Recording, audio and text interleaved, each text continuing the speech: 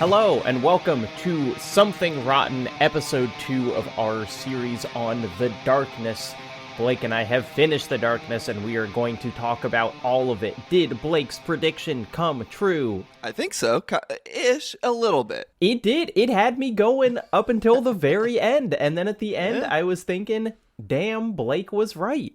That's right. We talked to what's her name? Jenny. Jenny. I was thinking Jackie, but I was like, that was her.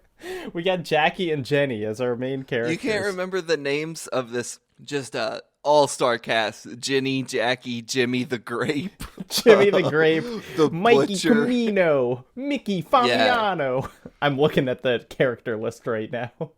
I like the characters in this game just fine. The names are, feel like they were named by comic book dudes 30 years ago. It's a real Italian name generator. Just like, if you're born in February and your favorite animal is a dog, your name is Bobby Caballero. Horrifically offensive to the A.J. Moser family. That's right. America's Italian family. Yeah, so so we played 2 chapters for the first part of this. We played the last 3. How long did it take you? Because we were talking last night, and I realized that you had not really started playing, and I was a little concerned.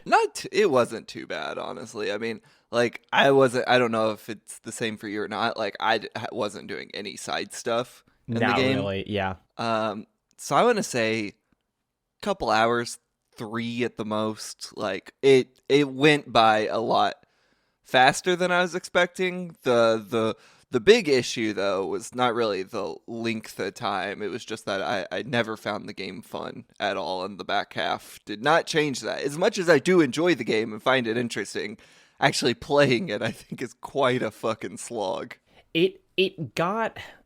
There were just sections that were hard, and it was like, as soon as I died once going through somewhere, I was like, I don't want to be doing this anymore. You know, like, the first time I went through, I was generally kind of fine with it, but if I ever had to repeat anything, and you did have to repeat things, but I'm sure we'll get into all of that. So when we left off, Jackie, the main character, he had got the darkness. Didn't seem to really matter to him one way or another until the darkness caused Jenny to die. Then Jackie just blew his own head off. He went to hell. He met his, like, great grandpa who told him, you know, you need to get control of the darkness. This is a curse that I got.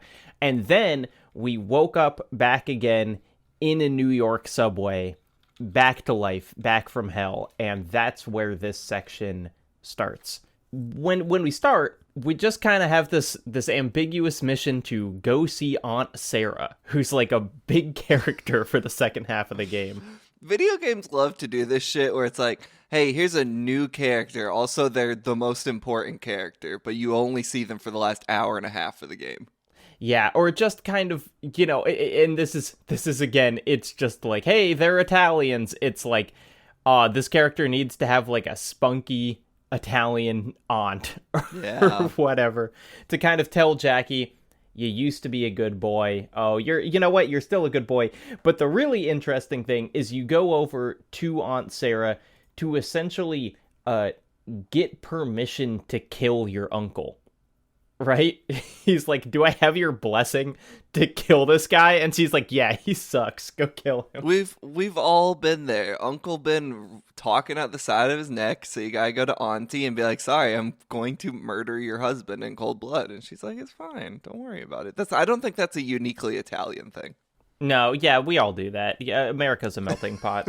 That's right. But even though you've got permission to kill your uncle, the first part of this, and really all of Chapter 3, is about killing this other guy named Schroet. Schroet, yeah. Schroet. He's a crooked cop. He's a crooked cop. And so, Something Rotten classic, you blast through a police station. Yes, sir. You go ahead and just kill an entire police force. And it really is, I mean, it's like, We've talked about this earlier, but I do enjoy just like, all right, this is the Something Rotten police headquarters level.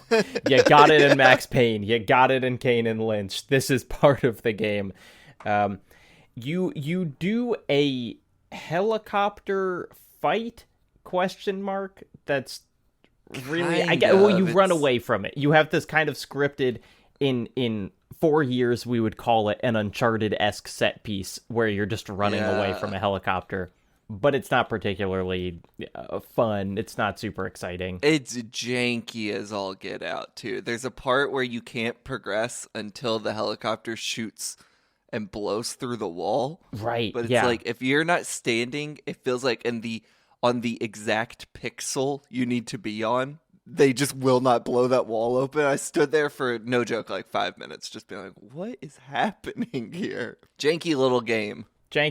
I would say the first exciting thing that happens in this section, because I mean we could go through beat by beat, but I don't think it's that interesting. Yeah. But you do get a new power, and in the previous episode we talked about how it was like a little disappointing that the darkness powers did not seem as big as they should. You know, it's like, oh, you can send out your little darkness head along the ground, but it can't really do anything, and you can like tail whip someone, but it doesn't feel that strong. And this is also like, I think, a problem in a lot of video games, but the first cinematic in the game where you see the darkness powers, they feel so powerful, yes, and cool and dynamic in a way the game just never delivers upon until the end, but that's mainly because it feels like they fucked up their own power and made it too powerful. Yeah, or they, you know, and those are mostly cutscenes. Yes, but you do get one that is like, oh, this is cool, which is you get a black hole. You just get like a new set of darkness heads, and you can just throw a black hole somewhere, and it has that really beautiful 2007 video game physics where like all of the items in the room that have physics attached to them all just kind of like smash together and jitter around, and all the bodies are like dragged into this black hole. And it does feel like, you know, if you put a black hole at the end of a hallway and 4 guys are standing down there, they're all just going to be sucked right in. Sure. I mean, I don't know from personal experience, but it made sense to me in the game. Yeah, I think it's Neil deGrasse Tyson would look at this and give it a thumbs up. Neil deGrasse yes. I can cut that joke. No, keep it in. Double it. Hey, Jacob, have you been listening to the Nebula feed of our podcast? Yeah, duh. I'm impatient. I want to hear what happens on the show next week, and Nebula gets all the episodes a week early. Sure, and they get bonus episodes too. But, you know, we still do have to record next week's episode first. Oh, I keep forgetting we don't live in the future. But there's an interesting thing that I don't think we talked about much in the last one, which is that this is a pretty much HUD-less game. You don't have a life bar. It does the classic kind of just screen getting more red. But you also don't have, and this is what I feel like is maybe a mistake, is there is this idea of darkness energy that you gain when you are standing in the dark, and when you're in the light, especially like below a light bulb or something, it kind of drains. And also using your powers takes energy, but also getting shot takes the energy, in that the darkness is kind of like a shield for you. And so I say all this to talk about the fact that when I got the black hole, I suddenly started dying a lot, and I couldn't really figure out why. And eventually I realized, oh, the black hole uses up all of the darkness energy. So once you use that, if you get shot like once and you haven't recharged, you just die because you don't have any shield. And I respect that they don't have HUD, kind of, but I kind of feel like they could have used it. I agree for sure. Once I got the black hole and you sent me that message about it, my playstyle became way more methodical, where I would use the black hole, then just wait around random corners for it to recharge in the dark, then shoot another black hole out. Was not the most fun or engaging way to play the game, but yeah, it's I actually don't think I must have known you had like a limited darkness power, but I feel like it was not in my mind until the black hole. Like, it's something it never, because the darkness powers feel very de-emphasized, other than just have your tentacles out when you get in a firefight because you need a shield. So it's like you're not even prepared for the game to start being kind of like strict on how much you're gonna have when Yeah, you get that black hole. it's got like, I do really like the animation attached to it, which is like when you're standing in the dark and you're not fully powered up, you can see the heads like sucking in darkness, and it looks really cool. And when that would happen, I'd be like, oh, I guess I wasn't at maximum energy. But yeah, for a game that has it's just like, it's weirdly contradictory in some ways, because it also gives you like, by the end you have like 12 guns in your pocket. You have like 2 shotguns and like 3 assault rifles and multiple pistols and whatever, but like you don't have a weapon wheel, so you have to just scroll through them one by one. You can't even really see how much ammo they have while they're on screen. And it's like, you don't really get a sense of like, this shotgun is better at this thing versus this one. It's like they're so attached to giving you kind of this HUD-less cinematic quote unquote experience that like, I really had a lot of question marks just about basic mechanics. Yeah. The feel when you sacrifice basic playability for a more cinematic gameplay. And the gameplay is still not that cinematic. Like, it's not, it's not like you're playing Uncharted here. You're mostly hiding around corners. There are, you mentioned that you didn't do any. There are a lot of side quests in this game. And they take the form of, you walk up to someone in the train station and they just say, hey, my uncle's been bothering me. Can you go kill him? He's in a room, I don't know where.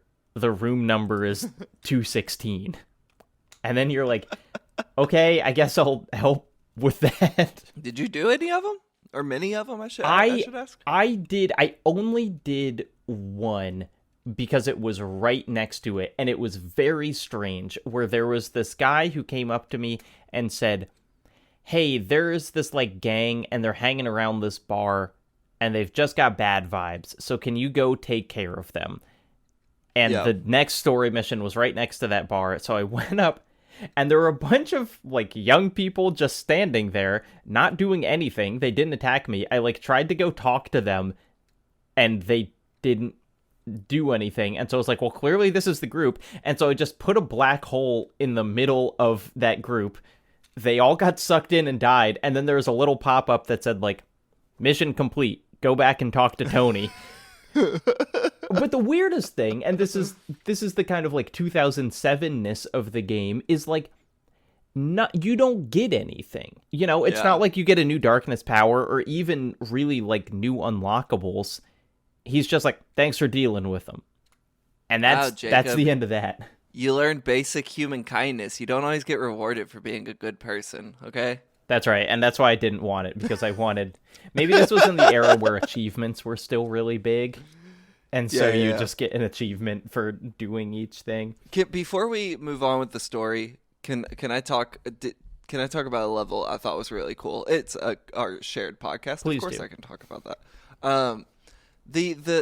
There's a big plot point in this game. Well, not a big plot point, but just like one of the big levels is you walk from, I believe, the Canal Street station to the New York City courthouse station. Jacob, do you know anything about that train station? No. Tell me. It's really cool. In real life, it's also an abandoned train station. I don't believe it's full of like homicidal homeless people, but it was New York's very first subway station that opened that has since been decommissioned. And those like stained glass ceilings, like very ornate looking, that's all like modeled after real life. Oh, that's awesome. Yeah, and so you can actually still go to that train station, but the way to see it is, I don't know what car it is, I don't live in New York, will pass through the train station, and you have to like peer outside and you can see New York's first ever subway station. Is it a place where like to actually walk around you would have to do some pretty intense urban exploring? Yeah. You can find YouTube videos of that for sure. I think they also occasionally will open it up, but in the level, there's also an old New York City like train car from the, I guess it'd be late 1800s or early 1900s that you can go in. It has like the wood paneling on the walls and the old style seats in the game. I thought that was a really cool touch. And just generally, you know, you've been kind of riding the subway back and forth, and as we talked about last episode, it's really cool how legitimate the subway stations feel. And then there's this one mission where you just walk down the tunnel, you know, and it's just like you don't get on a train, but you know that the empty subway station is that way. And so you just walk down, and it feels really cool how it feels like the subway is not just like a hub, but like actually extends into the city. That I thought was neat. Yeah. And that's a real subway station. That's also abandoned in real life. Yeah, so you go there, and from there you go to this bathhouse, and you're meeting a bunch of like homeless people outside, and they're like, yeah, we used to go in there, and like the cops kicked us out, and the cops all like hanging out in this abandoned bathhouse, which is very strange, but good, you know. The NYPD's fucking some little freaks, if you ask me. I said, look, no debate here. That's where you get the black hole. You do this whole mission. Yep. It's not super fun, but there is this very good stuff, which is you talk to your friend the butcher again, who immediately takes a side, even though his whole thing is like, Jackie, you know me, I never take a side. I never take sides, but also I'm going to help you and only you for the entire runtime of this game, but I never take a side. And he after saying that, just like tosses a bomb in a suitcase. Just like, you have this suitcase, and he throws it in like it's like he forgot to pack his lunch and he's running late. Not the world's greatest storytelling in this, you know, a game that came out the year of the original BioShock. Which is, of course, the world's greatest storytelling. This game really was not pulling its weight in some of these narrative moments. Well, you say that, but I really like the thing that happens immediately after this, because the torture scene? Yeah. It's so good. Yeah, it is so good. So you find out where Schroet is, and he's in this old church, and so you go there, and there's this part that I fucking love that is just like, oh, this is what great kind of narrative and gameplay meshing, where you're in the church, and he says, and I wrote this down, I like that criminals can be counted on to make the dumbest mistake possible. And then immediately after saying that, he turns out all the lights in the church. And so like you have these like SWAT teams coming down to kill you, but it's in the dark totally. And so you're basically invincible, and you're just like throwing out black holes and constantly healing and whatever. And it's really, you know, it's a kind of like power fantasy part of it. Another interesting line thrown out in this moment that I heard that caught me off guard, sorry about this one, audience, was when a cop called me an Italian queer. Oh, well, it is genuine to New York, as we've said already. Genuine to New York, and a game that came out in 2007. It was like, the game is not particularly, I would say, politically correct, but that was the one moment in the game where I was a little taken aback, like, okay, Jesus fucking Christ. You know, I don't think it's like overtly offensive, you know. It was definitely a shock when it just like I heard that. It wasn't even like, it was like an incidental dialogue off in the distance from a like NPC enemy character. Right, that's like it's fuck? Like in their, you know, in their spreadsheet, that's like the 50th enemy bark is like, he's over there, go get him, Italian queer. It was very strange. Though, to your point, it's never fully explored, but at some point enemies kind of realize you can control the darkness to some degree. Yeah, because they start bringing in like floodlights. Yeah. Well, it happens in this level, and then I think it happens in the last level, which is like it feels like there was at some point more in the story about Jackie's relationship to the darkness outside of the hell world, because there are some confusing moments in this game where Jackie either just ignores the fact he has the darkness for several hours, or all of a sudden, like, the antagonists seem to have like a very good knowledge of how the darkness works. Right. It's like no one is like, how the fuck is he throwing a black hole at us? You know, Yeah. no one seems like that confused. Yeah, they're just like, oh yeah, Jackie's got the fucking darkness, so we'll just bring a few floodlights with us. We'll just shoot him with a gun and we'll see if that works.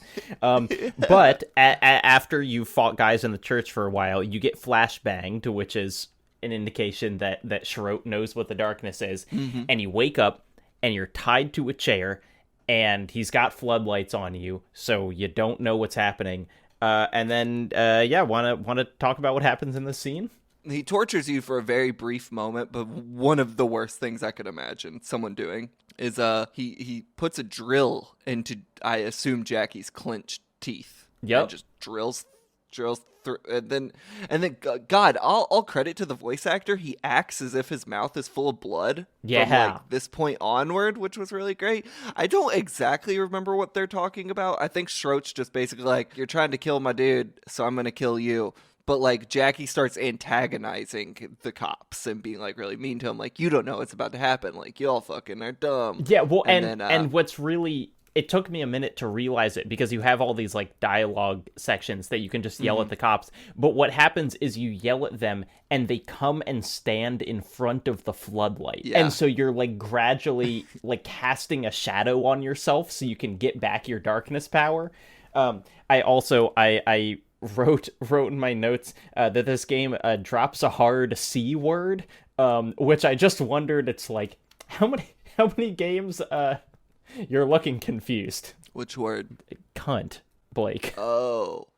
We've had this conversation before about how many games, maybe it wasn't on Something Rotten, maybe it was just playing Fortnite. I remember talking to you specifically about how many games have the word, I guess we can't say that one, the C word. I mean, it makes me, I don't think it's like a slur necessarily, it just makes me a little uncomfortable, and you don't, I wrote it down because you don't hear it in games very much. That's true, but we've talked about that. It's an ugly word, so I can see why it stands out to us so much. Maybe it was Kanan Lynch that said it. I don't know, or any game where there's like an Australian character, because like they just drop those like candy.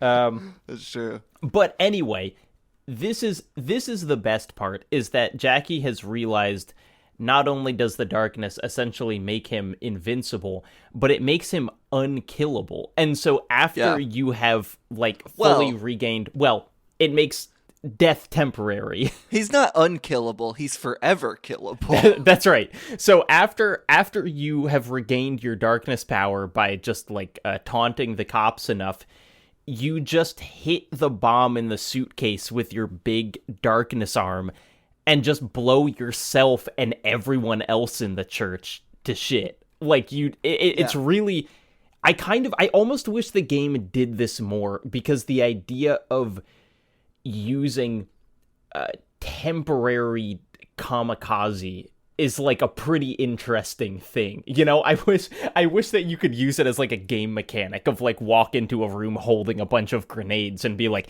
I'm coming back after this, but y'all aren't. Yeah. That would be really fun. Yeah, I guess in the game, like, you just do actually die and have to restart a checkpoint. But it'd be cool if you had some like Prince of Persia Sands of Time shit or something. Yeah, or like in the original Prey, you know, death was kind of, you would like go to like a spirit realm and then come back. It's an interesting narrative moment. I've been thinking about how this game is like, at least definitely for the first half, about like loss of control. You know, like Jackie is a character losing control of like his body, his situation, his relationships, like to some extent his professional status.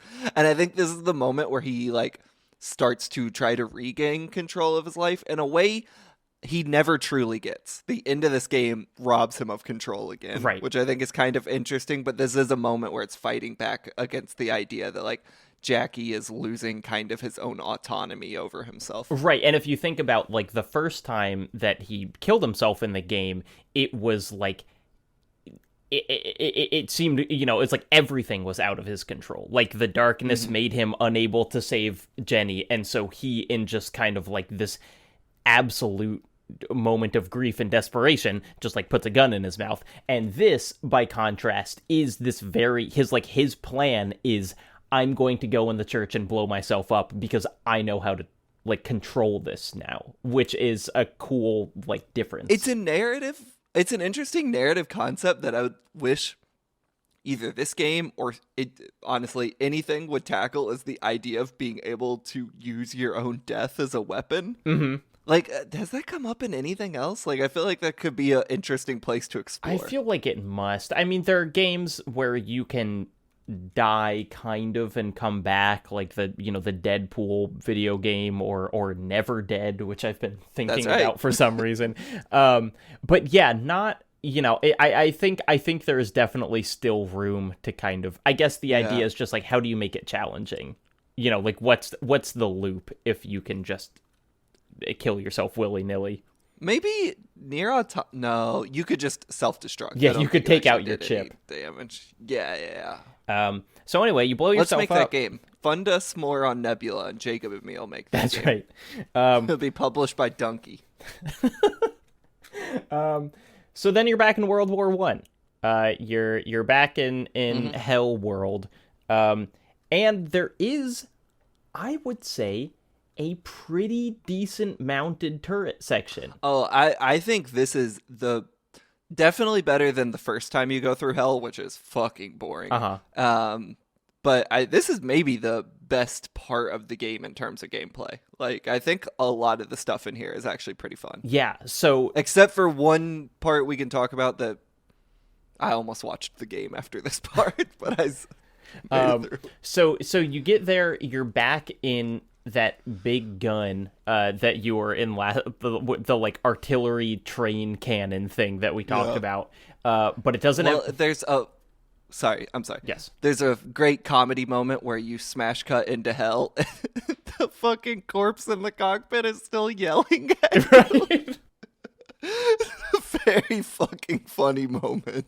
Yeah, I mean, we didn't really get any confirmation of like what's Jackie doing in the other world while he's in one, because we talked about like coming back to the subway and being like, wait, was he just like in a fugue state, like killing people that he thought were zombies in World War One in the real world? But I don't think so. I think he just kind of disappears from one world and shows up in the next. But yeah, you've got this corpse in the train car still yelling at you. You don't have any ammo. You got to get some ammo for the big gun. But I didn't write down too much that happened in this until there is a part where you get in like an old World War One tank that someone else is driving, and you do... I don't think tanks are very agile in real life. You essentially feel like you go on like a theme park ride in a 4x4. Like you're just like bouncing up and down hills and like flying over cliffs. Dude, you're like drifting around corners, like doing hard 180s around this. It's fucking nuts. But you have like World War One fighter planes like flying at you, and you're able to shoot them down. I couldn't tell you why some turret sections are fun and some aren't. Like it really seems pretty abstract, but like this one was fun. It just it was a good time. Yeah. Did you notice or correct me if I'm wrong, did the planes actually do any damage to you? I don't know. I kind of don't think so. After, like, the first two planes, I kind of realized you actually don't have to shoot them and you'll be fine. And so I only worried about the ground, which were very deadly. Like, the other tanks and the people on the ground. But, like, there'll be, like, 10 planes flying directly into you and no damage done, which is a funny sight. Which, honestly, might be accurate to how effective planes were in World War One, because I don't think we had really figured out plane technology. I don't know. I think if a plane crashed into you, it probably would have been pretty effective. Sure. If it crashed into you. Yeah. And then at the end of the section, there's a very silly boss, which is also maybe the game's one only boss. Well, there are two, because it's just that thing that's lifting you up while you're in the turret. Right. It's just like a big ogre. I'm still not sure what it is, because it kind of positions it as the darkness, but I don't think it is the darkness. Yeah, it looks like that big troll that they fight in the Mines of Moria in Fellowship of the Ring. Like it's just like a big guy, or like El Gigante in It looks like the Silent Hill 3 monster with the big tube on its head with the eye, I think the mouth at the end. You know what I'm talking about? Oh, that's right. I forgot. It has a weird mouth. and then you Yeah. shoot it in its weird mouth. It's like it's so goofy. It's not really clear where you're supposed to shoot it or what does damage to it. Yeah. Well, your great grandpa is driving the tank. Yes. And the tank crashes, and he's like, "Hey, Jackie, you don't look so good. I'm gonna help get you out." And he runs off, but then he's confronted by something. And my takeaway was he was confronting the darkness, which, like, the whole time I was fighting this thing, I thought I was fighting the darkness, like the actual creature or being, right? But then there's a different boss fight against the darkness almost immediately after. And so this just kind of felt like a hell creature to me, like just kind of a big monster. Well, either way, he kills the shit out of your grandpa. He really kills your grandpa. Although he also, I thought this was funny, he talks on the ground for like a long time if you stand there. It's like after the boss fight, it's like, Jackie, I've got about 2 pages worth of dialogue to tell you. But then he doesn't even finish it because the ground just crumbles underneath him and he falls mid-sentence. So I was like, all right, right on. I'm gonna move along now, I guess. Did you ever notice if a character's talking to you in this game, and you do the normal video game player thing and you walk away because it's not important anymore, they'll comment on it as you're walking away from them? Oh, do they? Yeah, a couple times a character would like start talking and be like, "Shut the fuck up, Jimmy the Grape. I don't care." And I'd hear him calling out after me, being like, "That's pretty rude." That's very funny. All right. I do like cool. when games do that. Yeah. So after this, there's this. Well, okay. So what's the part that you made you almost quit the game? Oh, it's when you get back to the big turret. Mm-hmm. There's the big shootout in it. And the game positions you, so if you die, or actually the way the level starts is you're in an awkward corner with no cover, dudes surrounding you. Oh, yeah. And they all start firing at the same time. You have no darkness powers like equipped. And I was just dropping right there over and over. And finally, at one point, I killed all of them. And the guy on the second floor, I had not been able to like eat the heart of or anything, to like really put him down or use the darkness gun. But like he was dead for like a solid few minutes. So I was like, okay, I think I can climb up and then I'll be fine. And as soon as I got to the top of the ladder, he was back alive again and shot me dead. And I was like, you know what? They don't make them like they used to. They make them better these days. Yeah, there are a lot of real iffy checkpoints in this part, too, where it's like, I have to do all that again.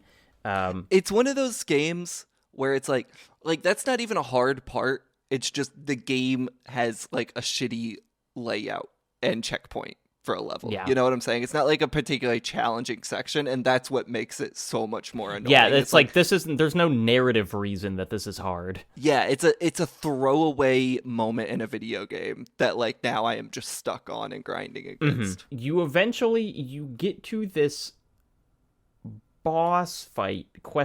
Because I don't quite know how it worked mechanically, where there's essentially like a dark Jackie. You know what I'm talking about? Yeah. And you have to, it's like you can shoot at him and he summons darklings, and then you can shoot the darklings, these little like gremlin assistants that you can also summon. And there's this like picture of Jackie behind him. And I thought it was Jenny. Or Jenny, sorry. Yeah. The names are just too similar, and Jackie is kind of a gender neutral name. But it's like, I was like, I'm not sure what the metaphor is here. I mean, clearly Jackie is like wrestling to control the darkness, but it's like, what does this quite have to do with Jenny? And I also don't totally understand. Oh, but the main mechanic of the boss fight is you're like unplugging those dudes from chairs, right? Yeah, and then killing yourself in the chairs. Yes. Yeah, so there are like a bunch of versions of you that are in these weird medieval torture chairs. Yeah, the boss's mechanic, though, to circle back to that, is really weird. I only know how to do it because I have played a lot of this with the IGN walkthrough open. You actually just unequip all your guns and walk to the boss, and that's the end of it. Well, that's what I did eventually. It's a strange, like, So, like, you actually never have to fire at him once. Like, there's no fight if you don't want it. You just immediately unequip all your shit and then just, like, walk up and the boss hugs you and you're all good. Right, Like, so it is... Which I think literally the boss hugs you, right? Yeah, so it is this kind of, I mean, it's a very literal embrace the darkness, you know, like, oh, we did it. And I like that, but it's just, like, it goes along with this game having no HUD of just, like, even when I did it, I was like, is this the thing that I was supposed to do? It's a cool moment, though. The Jackie darkness thing looks really creepy. Yeah, it looks like how his character is kind of supposed to look instead of whatever weird version of Jackie we got now. And then after that, you're out of hell. That's the last time we see hell in this game. You're back to the real world. Go to a big boat. Right. So you have a couple things to do here. They are attacking. There's this place you had to go back to the a headquarters that you had already been in, and I don't quite remember why, but I just wrote down this one thing because it was very funny, I guess, which is we talked about the missions not really being anything in this game, or the side missions. There's this one place where the gates were locked and there was a guy standing outside of it, and he said hey, I forgot something in there.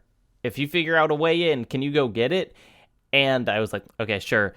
And then I assumed that I would be able to pull the gate off its hinges with my darkness powers, and instead I took out that darkness power and just impaled that guy through the chest and threw him at a wall, and was like, okay, I guess I'm not completing that side mission. That's very good.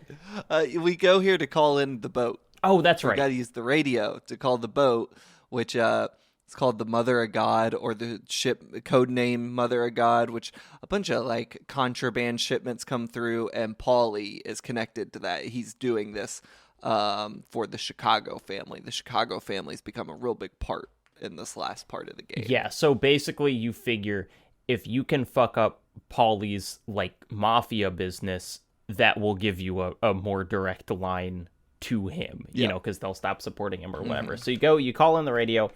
You go back to your aunt's house that is now being attacked by just random thugs outside, and you have this kind of shootout where you and Butcher and your aunt are all in her house firing at people outside it. However, crucially, you can't use your darkness powers, which makes the biggest gunfight in the game extremely annoying. Yes, I wrote in my notes here, my kingdom for a gun that shoots straight.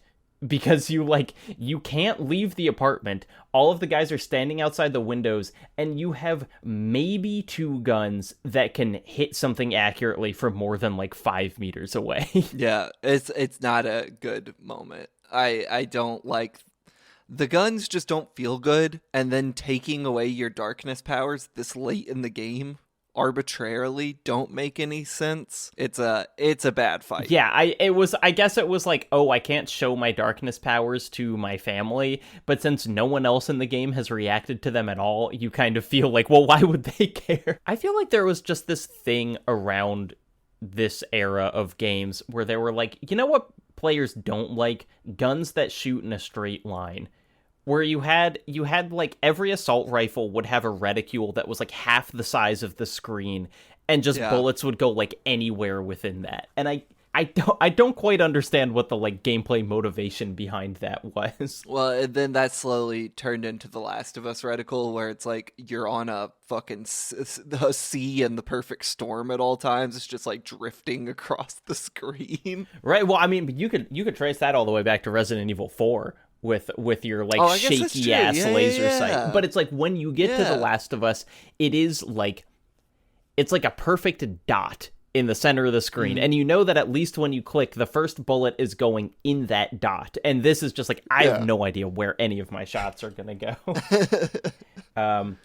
But the last scene of the game, wait. Or the last level. Did you, when you finish this firefight in Aunt Sarah's house, Jimmy the Grape or Tight Lips Tony, whichever one, he offers you to become the Dawn of the family, but you can say yes or no. What'd you choose? Oh, I said yes. I also said yes because I believe the Darkness 2, you just are the Dawn, so I was I'll make this narratively makes sense with the sequel. That's true. I forgot about that because it doesn't factor into the rest of the game whatsoever. Yeah, Jackie Estacado, maybe my new favorite character in games. His response is, yeah, sounds good. I got some other shit to do, though, so I'll talk to you later. I want to take a moment to touch on those monologues that he does. Like when the kind of loading screens of the game are Jackie in this kind of like just a single spotlight on him, and he's just talking. And a lot of times they are about the narrative, but especially when you're just like riding back and forth on the subway, they're just kind of ambient. And I started hearing the same one so many times of him just being like, can I tell you what I love about the New York subway? Always smells like a combination of piss and people sweating. And it was just like, all right, Jackie, I know you love this about the New York subway. The one I heard so often was the one where he's talking about taxi drivers. Yeah. And it's like, people think the New York City subway is scary. You know what's scary? Going 90 miles an hour through the Midtown Tunnel in the wrong direction with a taxi driver who don't speak English. That's my really good friend, Jimmy. It's like, what?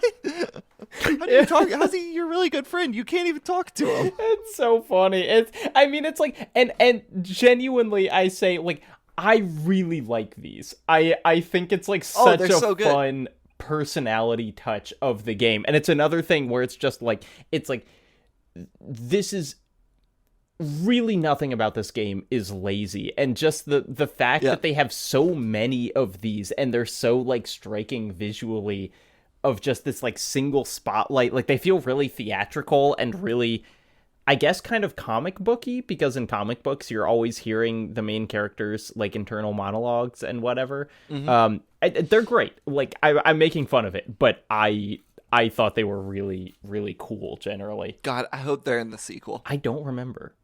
We'll see. So after that, you're like, okay, the boat has come in, so I'm gonna go and fuck up this boat with the Chicago mob in it or whatever. And then you just do this big old level in like a very complicated boat map. Any thoughts on this? I thought this level was fun, actually. I kind of enjoyed it. It's a more cramped level than a lot of the other ones. Like, every engagement is like pretty close quarters. It's pretty cool to just like run through there with a black holes and a big shotgun and just go to fucking work. It feels like a really, like one of the really small Call of Duty maps. You know, like this is one where you would turn on like infinite lives and just you and your friend kill each other like 400 times. Yeah.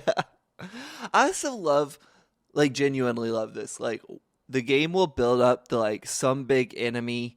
In this case, it's the boat captain, or at the end of the game, your uncle. And like, they're never actually treated as anything other than like flesh and bone, blood and skin. You can walk in here and it's like, here's the big showdown with the captain. It's like, just put a bullet through his eyes. He's a normal dude. Chop him in one hit. And it's the same at the end of the game, which we'll get to, but it's like, there is no boss fight at the end. It's just like, it's a fucking dude. Just shoot the guy. Yeah, it's why I think the boss fights in Hell in the previous level struck me as so funny, because it's like, this isn't a game generally where it's like, oh, shoot a turret at a giant troll. It's just like, your enemy is like an Italian guy, and then you kill him with a gun, the way that people die. As weak and as strong as every other enemy in the game. I think that's a cool touch. Much weaker than you, who have godlike powers. Yeah. I wish more games did that with their bosses, where it's just like, it's just a dude. Yeah. And so then you take a little skiff to this lighthouse, which is the place that your uncle is. Finally, you've reached the end. There's like a big mansion on the lighthouse island, which is, whatever.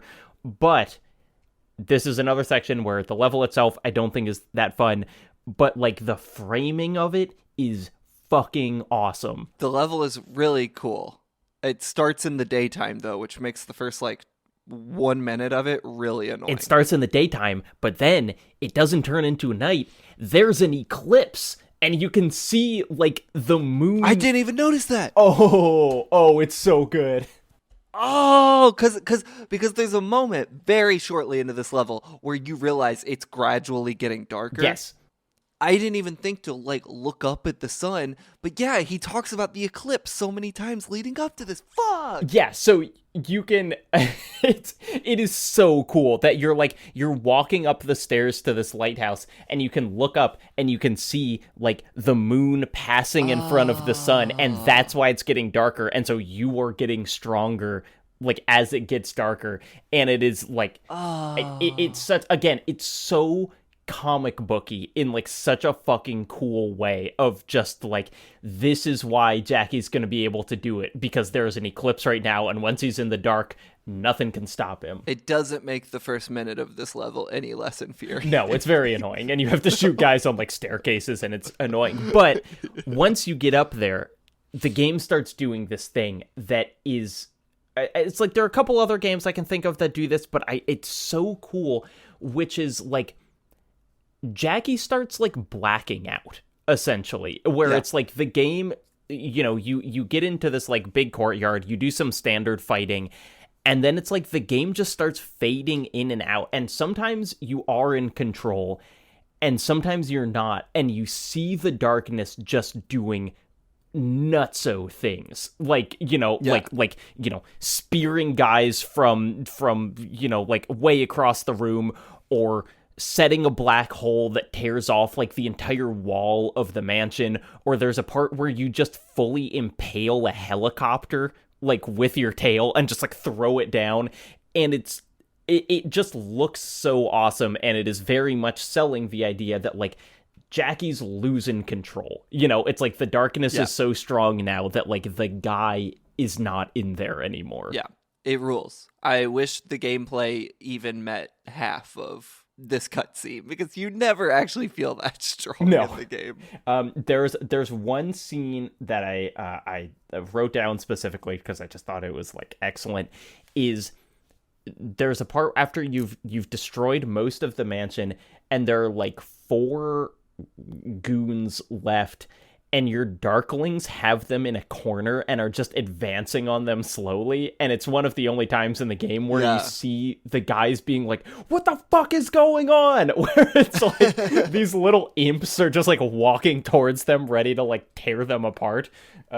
It rules. That just reminded me of something I wanted to bring up. The whole back half of the game, the darklings stopped working for me. I was never able to use them for the entire back half of the game. Oh my gosh. I would walk up to the little portal and I just no longer had the prompt for them. And it's not because you were forgetting to press the like LB to pull up the menu? No. Okay, that sucks. Though I will say, or maybe, but I don't know. I was summoning them, and I could never tell that they were doing anything. It seemed like they would just get killed immediately. So even being able to summon them, the one that knocks the lights out though is like super clutch. Yes, and I missed him. Yeah, and so then at the end, you walk up the stairs to this lighthouse. Your uncle's in there. He's yelling at you, saying he's going to kill you. You walk in and just shoot him because he's a guy. But then, so describe what happens here. He falls down, and it seems like he gives you the option to not kill him. I don't know, because I immediately shot him because I wanted the game to end. But did you play around with that at all? No, and I was honestly a little disappointed because he falls down, and what I assumed is you were going to get some like crazy darkness kill on him, you know? And so I was like, I like pulled out my little like whip tail, and I was like, I'm gonna impale this guy and throw him off the lighthouse. And then instead I just kind of like smacked him with it, and he died. And I was like, oh, well, I guess that's it. Blake, hush for a second. I've got to talk about Nebula. If you've watched my YouTube videos before, you might have heard me talk about Nebula. I've put many hours of bonus videos up there, as well as uncensored and extended essays. But Nebula is not just a video platform. Something Rotten is also hosted on Nebula, and just like with my videos, watching them there is just straight up better. First off, the obvious, no ads. As much as you probably love my and Blake's voices, it's just a superior experience to listen to a podcast without ad interruptions. Every video and every podcast on Nebula comes ad-free. Secondly, you will get to hear every episode of Something Rotten a week before the rest of the world. Desperate to hear us get into that next game? It's available right now on Nebula. Thirdly, for every miniseries, we will be recording a whole bonus episode, essentially a recommendations list for further media related to the game we covered. This is where we'll really get to go outside the box and cover stuff that might not have come up on the main feed. So, more episodes sooner and without ads. Nebula even gives you a custom RSS feed so you can keep listening to it where you listen to all of your podcasts. And when you follow that link in the description and sign up for Nebula, you'll be directly supporting the show. That money from your subscription, it goes to us. And then you see Jenny. Right, so you kill him, and the darkness is kind of like, that's right, you're mine. You know, like, you killed your uncle because you wanted to, but also I wanted to take control of you, and now I have. Which, circling back, like, Jackie regains authority of himself very briefly in this game, but, like, this game is very much about a man losing control. Mm-hmm. Like, he does the thing with Schroet, where he knocks the bomb off and you're like, Jackie's finally taking control of his life. And it's like, by the end of this game, you're like, no, the dude's gone. It's over for this guy. He is the darkness. Yeah, and so you kill him, and then there is this scene where you see Jenny, and you're sitting on a park bench. You've got your head in her lap. It's very sweet. It makes me think of the emo kids that I see at the mall. You know, and what year is it in North Carolina? Bro, they're always going to be emo kids at the mall. That shit's eternal. I guess I just don't go to malls these days. And you have this conversation where it kind of brings all of the monologues of the game full circle, because as we talked about, when you're talking in the loading screens, you are ostensibly talking to Jenny, which makes it even funnier that he's like, let me tell you what I love about the New York subway. I don't know if those are implied to be to Jenny, but I guess, like, since all the others are, it's like, who else would he be talking to? Those are just his open mic material that he's been working on. Jackie Estacado's Type 5 for the Comedy Cellar.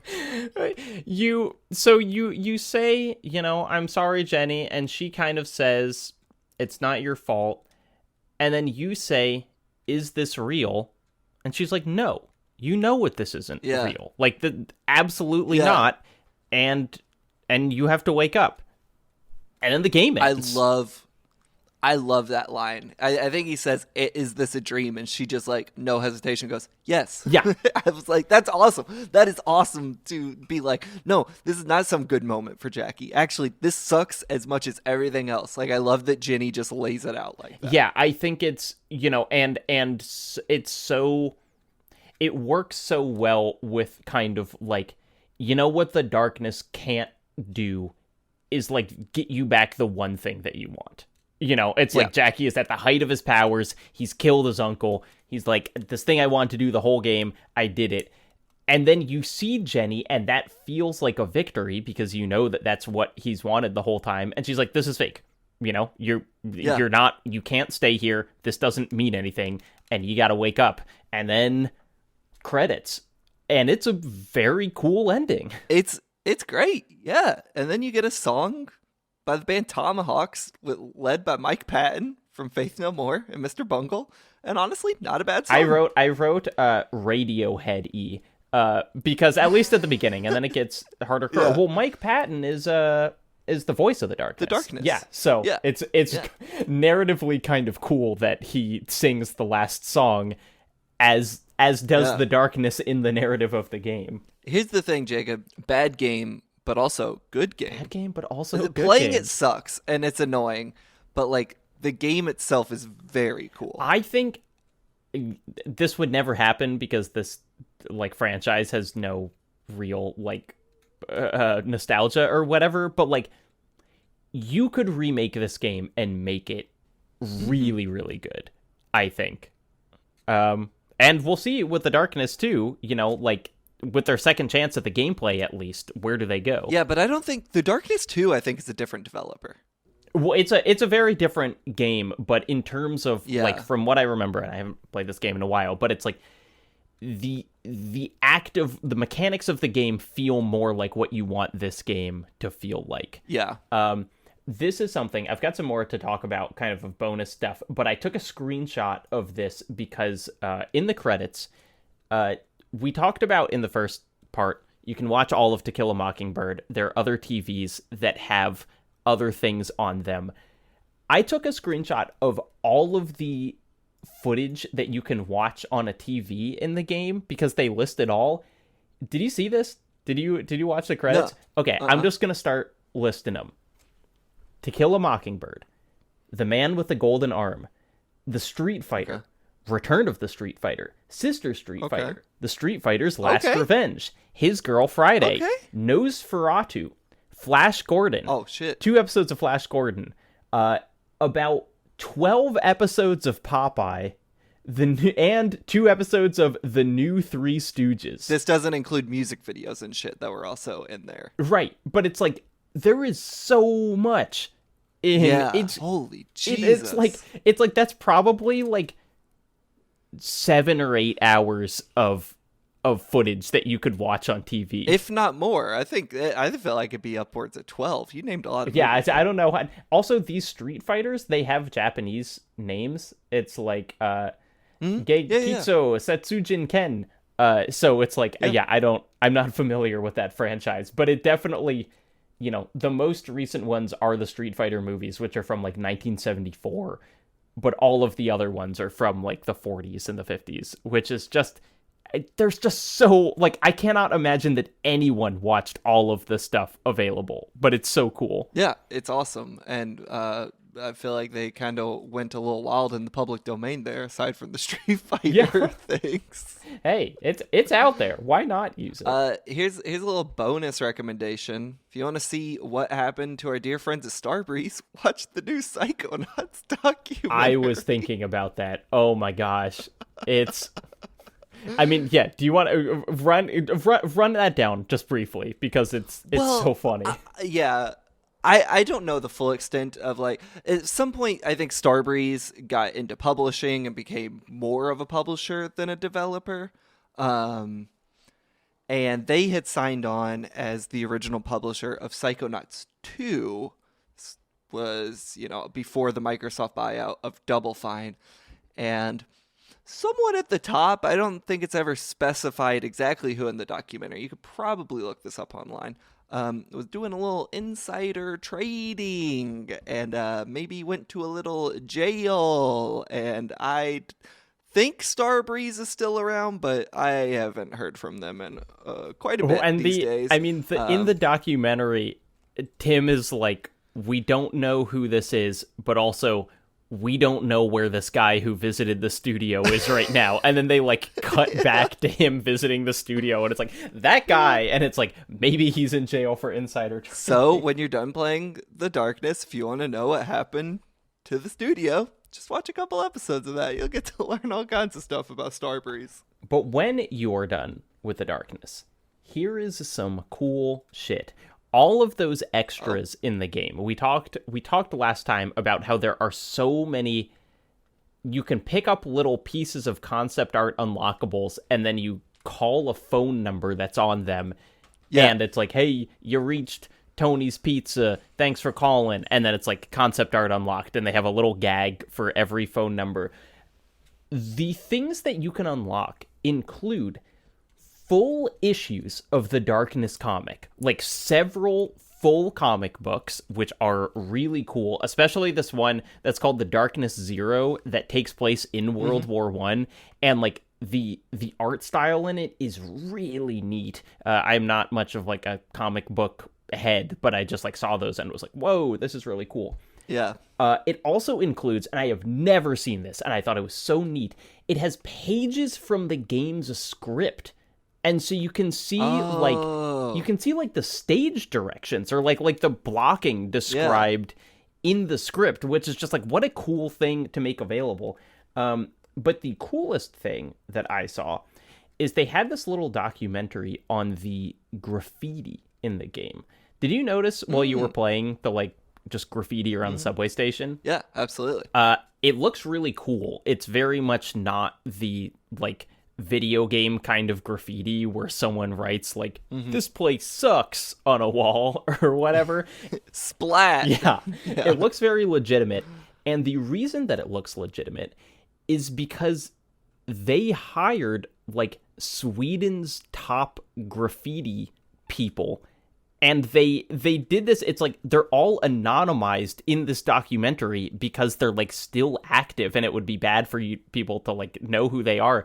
But they had this enormous wall, and they painted it completely gray, and they let these graffiti artists just go buck wild and draw whatever they want, and then they like photo scanned all of that, and then they painted the whole wall gray again, and then they did it again. And so there are like hundreds of pieces of unique graffiti in the game that are all like drawn by real graffiti artists that they then like slapped on the wall of the subway station. That's fucking wild. It's Holy so shit. cool. It really, it's like, it's one of the most interesting like behind the scenes bits of a game I've seen. Yeah, I didn't check out any of that stuff. I'll need to go back and watch it, or at least look some of it up on YouTube or something. I was bummed. The comic reader is pretty unwieldy, and I was bummed because I did want to read some of the Darkness comic, but I did just like flip through it, and it certainly, you know, like the main character looks like Jackie, so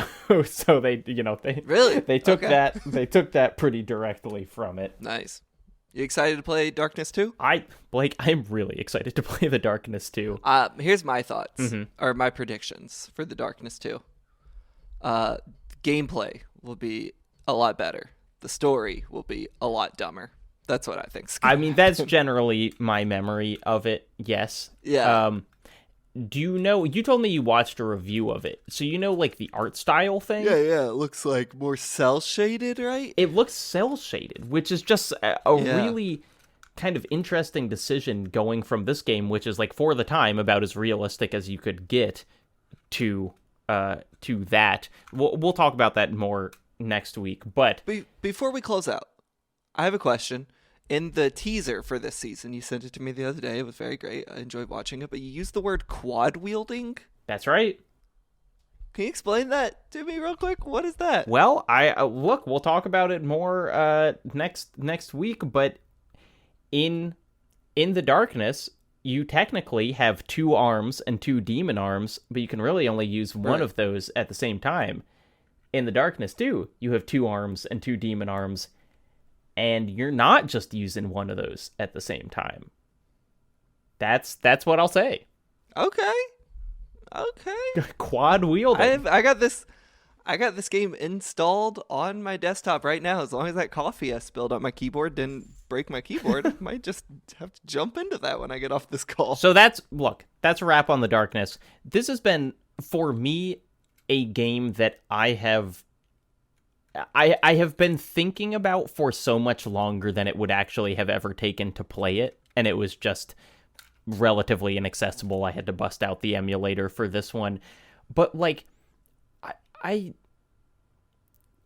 just occupies such a strange and interesting place in history to have, you know, as you pulled from those reviews, one of the most emotionally charged and intense sequences that I have ever seen in it, that basically everyone agreed upon when it came out. And like, when is the last time someone has mentioned this game? It's just kind of vanished. It's true. The only person that ever mentions it to me is Diego Arguello, who's obsessed with this game. I don't think he's actually played. It is a weird artifact in that way, where like, it felt like people, I mean, in retrospect, people were writing about it so hyperbolically. But granted, I feel like if I played in 2007, like, I would have seen why it landed that hard with people. But like, there seems to be no lasting legacy beyond some weirdo, edgy games back in the day. Yeah. And I don't know, it feels like the Darkness 1, it is a weirdo, edgy game, but it's also punching way above its weight class in a lot of ways with like its narrative and its world. That's like, why don't we talk about this game more? Yeah, I feel like it's almost because, as much as anything, it's because narrative heavy first person shooters are just not that common anymore. You know, like it's just that, like, when, you know, when we talk about games that are coming out now, we talk about them in relation to games that have released in the past.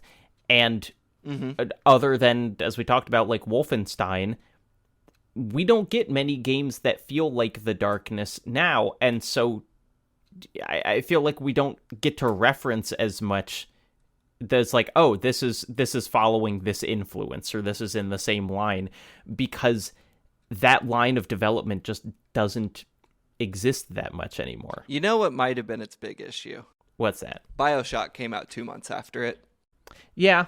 Narrative, first person game. I mean, 2007 is one of those, like, best year ever in video games. Yeah. And so it's like, you have the BioShock and Call of Duty 4 and the Orange Box and Super Mario Galaxy and Assassin's Creed. And it's like, yeah, you also have The Darkness.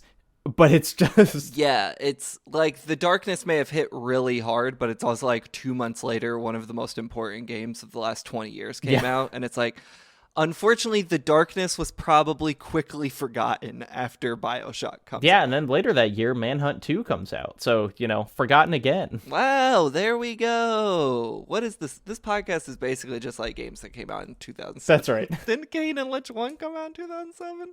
Oh, probably. Anyway, that's been it for The Darkness. I'm Jacob Geller. For Blake Hester, join us next week when we jump into The Darkness 2. Bye.